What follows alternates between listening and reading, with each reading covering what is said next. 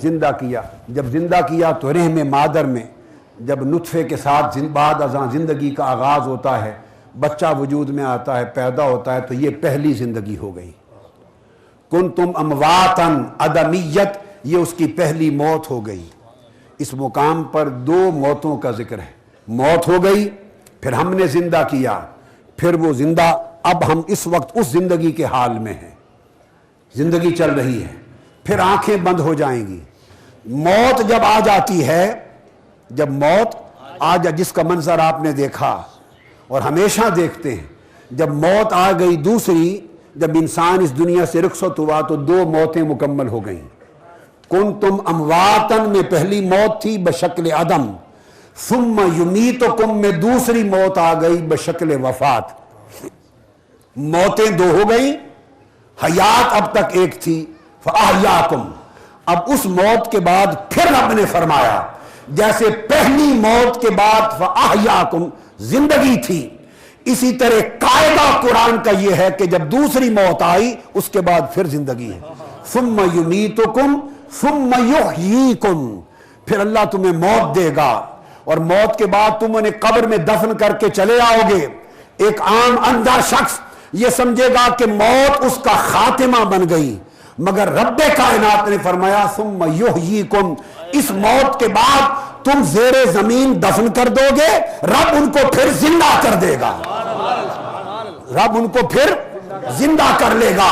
سو وہ قبر والے جن کو رب کے ذکر نے زندہ کر دیا، جن کو رب کی محبت، معرفت اور تعلق نے زندہ کر دیا، وہ قبروں میں ہو کر بھی زندہ ہیں، اور جو رب کے ذکر کے فیض سے محروم رہے وہ زمین پر چلتے پھرتے ہو کر بھی مردہ ہیں.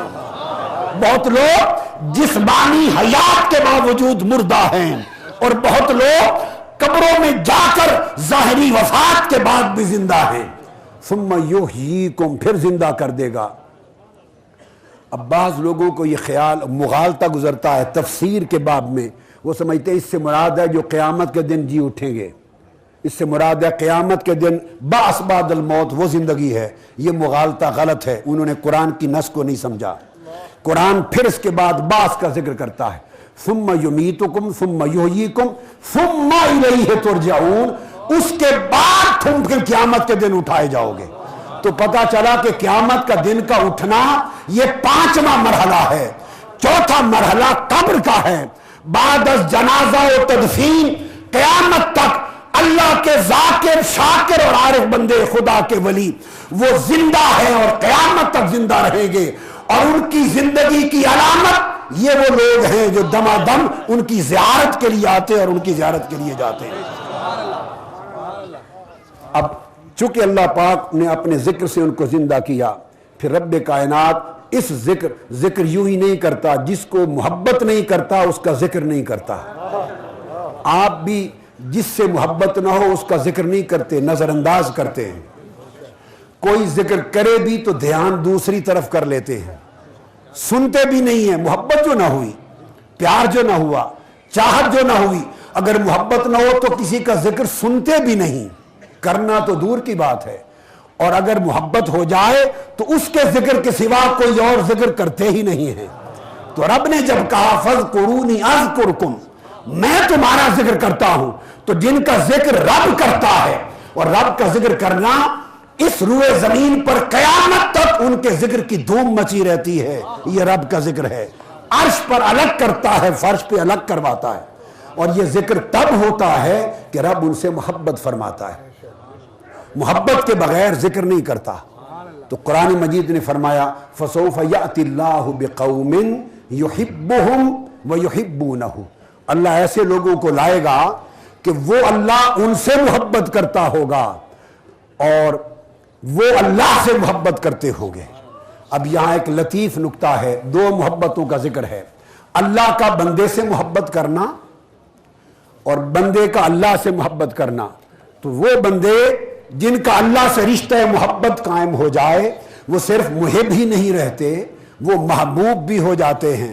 مگر سمجھنے والی بات یہ ہے محب بعد میں بنتے ہیں، خدا کے محبوب پہلے ہوتے ہیں. کسی شخص کو اللہ کی محبت کی توفیق اور نعمت اس وقت تک نصیب ہی نہیں ہوتی جب تک آج سے ماورا رب پہلے چن کر اس بندے سے کہ وہ گورلا میں رہتا ہے، وہ اجمیر میں رہتا ہے، وہ بغداد میں رہتا ہے، وہ سرہند میں رہتا ہے، وہ دہلی اور پاک پتن میں رہتا ہے، جب تک وہ چن کر کسی کو اپنی محبت کے لیے چن نہ لے اور وہ رب اس سے محبت کا آغاز نہ کر دے، اس وقت تک بندہ اس رب سے محبت کرنے کی توفیق نہیں پاتا۔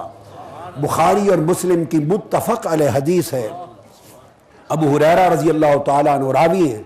اب وقت قلیل ہے، میں عبارت میں نہیں جانا چاہتا۔ ان اللہ اذا حب عبدا دعا جبریل، جب اللہ کو کسی بندے سے محبت ہو جائے تو قرآن نے کہا تھا ان کو لاؤں گا اللہ جن سے محبت کرتا ہوگا۔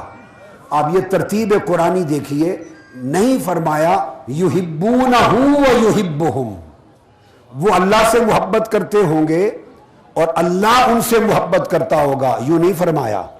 ترتیب یہ فرمائی کہ پہلے اللہ ان سے محبت کرتا ہوگا اور اللہ کی محبت کے فیض سے وہ اللہ سے محبت کرتے ہوں گے۔ اب اس کی تائید اور تفسیر حدیث سے متفق علیہ سے ابو ہریرہ رضی اللہ تعالیٰ عنہ روایت کرتے ہیں کہ اللہ پاک جس بندے سے محبت فرما لے اسے محبوب کر لیتا ہے، تو جبرائیل امین کو بلاتے ہیں اور فرماتے ہیں جبرائیل انی احبہ فلانا یا فاحببتہ فلانا، مجھے فلاں سے محبت ہو گئی ہے۔ اللہ کو اور کچھ نہیں ہوتا، سب کچھ مخلوق کو ہوتا ہے، اللہ کو کچھ نہیں ہوتا۔ سب کچھ مخلوق کو ہوتا ہے، اللہ کو کچھ نہیں ہوتا۔ بس ایک کچھ ہے جو ہوتا ہے اور وہ یہ کہ بعضوں سے محبت ہو جاتی ہے، اسے اور کچھ نہیں ہوتا پر بعض بندوں سے محبت ہو جاتی ہے۔ تو گویا اولیاء سے محبت کرنا سنت الہی ہے، اولیاء سے محبت کرنا سنت الہیہ ہے۔ کون ہے جو خدا کی سنت کو روک سکے یا بدل سکے؟ ولیوں سے محبت کرنا اللہ کی سنت ہے، اللہ کی سنت کو کون ختم کر سکتا ہے؟ یہ قیامت کے دن تک اللہ کے ولیوں کی محبت کے چراغ اسی طرح جلتے رہیں گے۔ تو جبرائیل امین کو بلا کے فرماتے مجھے فلاں سے محبت ہو گئی۔ جبرائیل امین پوچھتے ہیں باری تعالیٰ تو اب میرے لیے کیا حکم ہے؟ میرے لیے کیا حکم ہے؟ اس کی غیرت الوہیت کا تقاضا ہے کہ کسی کو اپنا شریک نہیں بناتا۔ پہلی بات کہی اسے کچھ نہیں ہوتا مگر محبت ہوتی ہے۔ اب دوسری بات کہہ رہا ہوں وہ کسی کو شریک نہیں ٹھہراتا مگر دو کاموں میں شریک بناتا ہے، دو کاموں میں شریک، اور شریک بناتا ہے دو کاموں میں پر پھر بھی شرک نہیں ہوتا۔ ایک تاجدار کائنات پر درود پڑھنے کے وقت کل ملائکہ کو اپنا شریک بنا لیتا ہے۔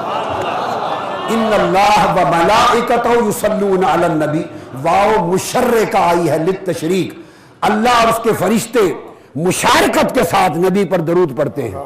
تو بندوں نے عرض کیا باری تعالیٰ تو نے حضور پر درود میں فرشتوں کو تو اپنے ساتھ شریک کر لیا، ہم کیوں رہ گئے؟ فرمایا تم بھی میرے ساتھ شریک ہو جاؤ،